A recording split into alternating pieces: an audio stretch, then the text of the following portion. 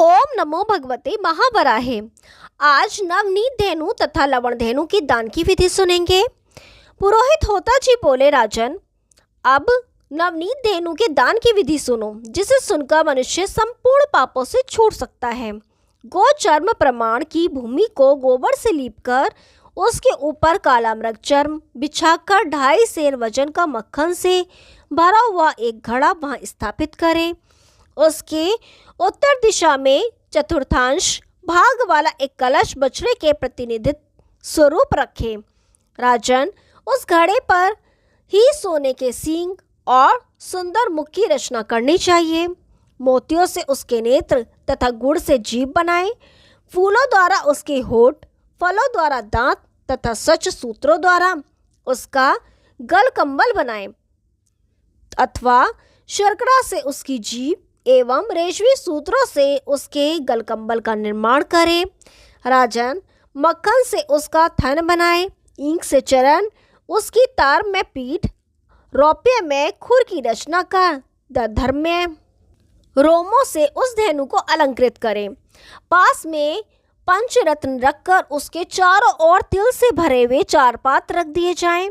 उस कलश रूपी गऊ को 2 वस्त्रों से ढककर चंदन और फूल से सुशोभित करें। फिर चारों दिशाओं में दीपक प्रज्वलित कर वह गऊ ब्राह्मण को अर्पण कर दें।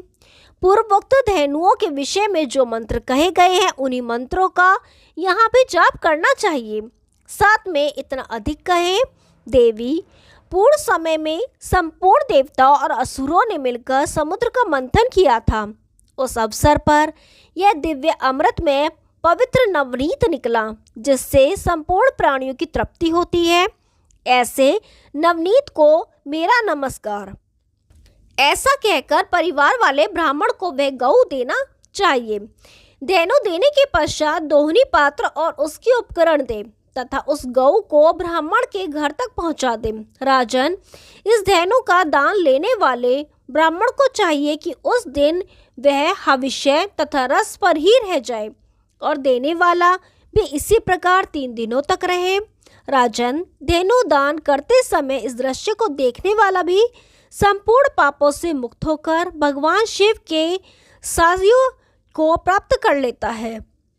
वह मानव अपने पहले हुए पितरों तथा आगे होने वाले संततियों के साथ प्रलय पर्यंत विष्णु लोक में निवास करता है। जो भक्ति पूर्वक इस प्रसंग को सुनता तथा सुनाता है, वह भी संपूर्ण पापों से शुद्ध होकर विष्णु लोक में सम्मानित होता है। पुरोहित होता जी बोले, राजेंद्र, अब लवण धेनु का दान का प्रसंग सुनो।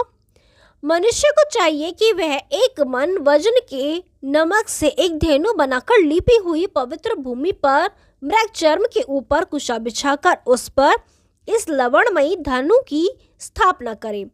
साथ में 4 से नमक का एक बछड़ा भी बनाना चाहिए, जिसके चरण ईख से बने हो, उसके मुंह और सींग सोने के तथा खुर चांदी के होने चाहिए। राजन, उसके मुख का अंतर्भाग गुड़ का, दांत फल के, जीभ शर्करा की, नासिका चंदन की, आंखें रत्न की, कान पत्तों के, कोक श्रीखंड की, थन नवनीत के, पुच्छ सूत्र में, पृष्ठ ताम्य और उसके रोए कुश के हों। राजेंद्र, पास में कांसे की दोहनी पात्र भी रखना चाहिए। फिर घंटा और आभूषणों से उस धेनु को भूषित करें। चंदन, फल और धूप आदि से विधि पूर्वक उसकी पूजा कर 2 वस्त्रों से ढककर फिर उसे ब्राह्मणों को अर्पण कर दें। नक्षत्र और ग्रहों द्वारा कष्ट होने पर मनुष्य किसी भी समय लवण धेनु का दान कर सकता है। वैसे ग्रहण, संक्रांति काल, व्यतिपात योग और अयन बदलते समय इसके दान की विशेष विधि है। दान ग्रहण करने वाला ब्राह्मण साधु स्वभाव का, शुद्ध कुल में उत्पन्न, बुद्धिमान, वेद और वेदांत का पूर्ण विद्वान, श्रोत्रिय और अग्निहोत्री होना चाहिए। तथा राजन, ऐसे ब्राह्मण को जो अमत्सरी, किसी से द्वेष ना करता हो, उसे यह गौ देनी चाहिए। इस प्रकार पूजा करके मंत्र पढ़कर गौ के पूंछ की ओर बैठकर गौ का दान करना चाहिए। साथ ही छाता, जूता भी दान करना चाहिए। फिर उसे 2 वस्त्रों से ढककर अंगूठी, कान के कुंडलों से पूजा करके दक्षिणा और कंबल प्रदान करें। पहले कही हुई विधि का पालन करने के साथ अपनी शक्ति के अनुसार स्वर्ण से ब्राह्मण की विधिवत पूजा कर ब्राह्मण के हाथ में दक्षिणा सहित गौ की पूजा कर पूछ पकड़ा दे।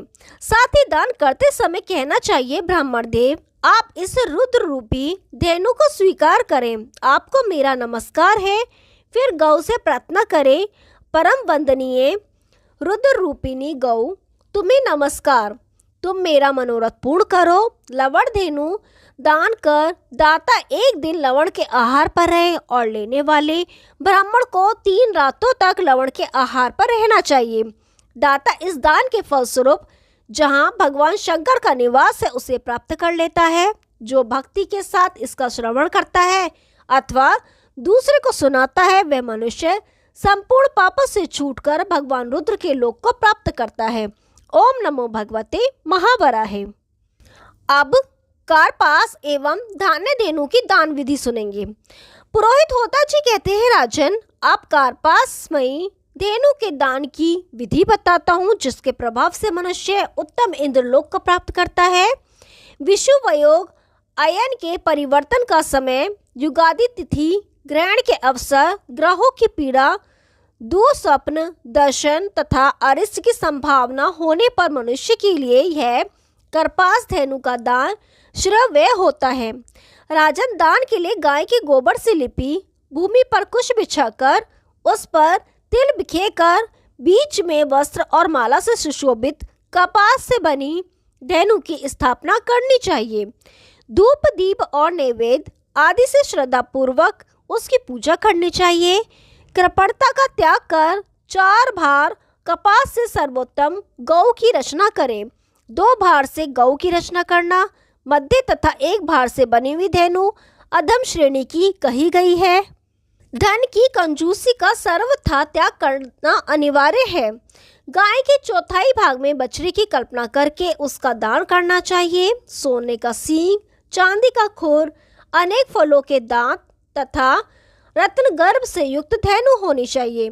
श्रद्धा के साथ ऐसी सर्वांग पूर्ण कार्पासमयी धेनु बनाकर उसका मंत्रों के द्वारा आवाहन एवं प्रतिष्ठा कर उसे ब्राह्मण को निवेदित कर दें।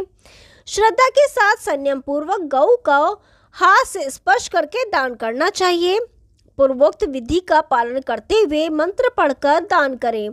मंत्र का भाव इस प्रकार है, देवी तुम्हारे अभाव में किसी भी देवता का कार्य नहीं चलता। यदि यह बात सत्य है तो देवी तुम इस संसार सागर से मेरी रक्षा करो, मेरा उद्धार करो। पुरोहित होता जी कहते हैं, राजन अब धान्यमयी धेनु का प्रसंग सुनो जिससे स्वयं पार्वती जी भी संतुष्ट हो जाती हैं। विषुवयोग आयन के परिवर्तन का समय अथवा कार्तिक की पूर्णिमा के शुभ समय में इस दान का विशेष महत्व है। इसके दान करने से जैसे राहु से चंद्रमा का उद्धार होता है वैसे ही मनुष्य पाप से छूट जाता है। अब उसी धेनु दान की उत्तम विधि में कहता हूँ, राजेंद्र 10 धेनु दान करने से जो फल मिलता है वह फल एक धान्यमयी धेनु के दान से सुलभ हो जाता है। विद्वान पुरुष को चाहिए कि पहले की भांति गोबर से लिपी हुई पवित्र भूमि पर काले मृग का चर्म बिछाकर उस पर उस धान्य धेनु को स्थापना उसकी पूजा करे। 4 दोन 6 मन वजन से अन्न से बनी हुई धेनु उत्तम और 2 दोन 3 मन अन्न के बनी धेनु मध्यम मानी गई है। सोने के सींग, चांदी के खुर, रत्न गोमेद तथा अगुरु एवं चंदन से उस गाय की नासिका, मोती से दांत तथा घी और मधु से उस गाय के मुख की रचना करें। श्रेष्ठ वृक्ष के पत्तों से कान की रचना कर कांसे का दोहिनी पात्र उसके साथ में रखना चाहिए। उसके चरण ईंख के और पूंछ रेशमी वस्त्र की बनाए। फिर रत्नों से भरे अनेक प्रकार के फलों को उसके पास रखें। खड़ाऊ, जूता, छाता, पात्र तथा दर्पण भी वहां रखने चाहिए। पहले के समान सभी अंगों की कल्पना करें और मधु से उस गाय का सुंदर मुख बनाए।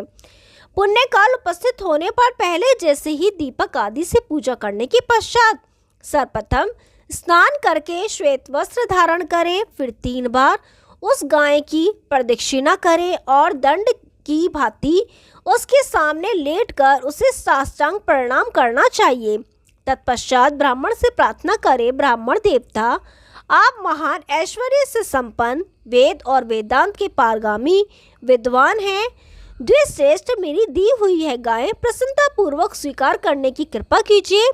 इस दान के प्रभाव से देवादिदेव भगवान मधुसूदन मुझ पर प्रसन्न हो जाए। भगवान गोविंद के पास जो लक्ष्मी विराजती है, अग्नि की पत्नी स्वाहा, इंद्र की शची, शिव की गौरी, ब्रह्मा की पत्नी गायत्री, चंद्रमा की ज्योत्सना, सूर्य की प्रभा, बृहस्पति की बुद्धि तथा मुनियों की जो मेधा है, वह सभी यहाँ धान्यमयी अन्नपूर्णा देवी धेनु रूप में मेरे पास विराजमान है। इस प्रकार कहकर वह धेनु ब्राह्मण को अर्पण कर दे।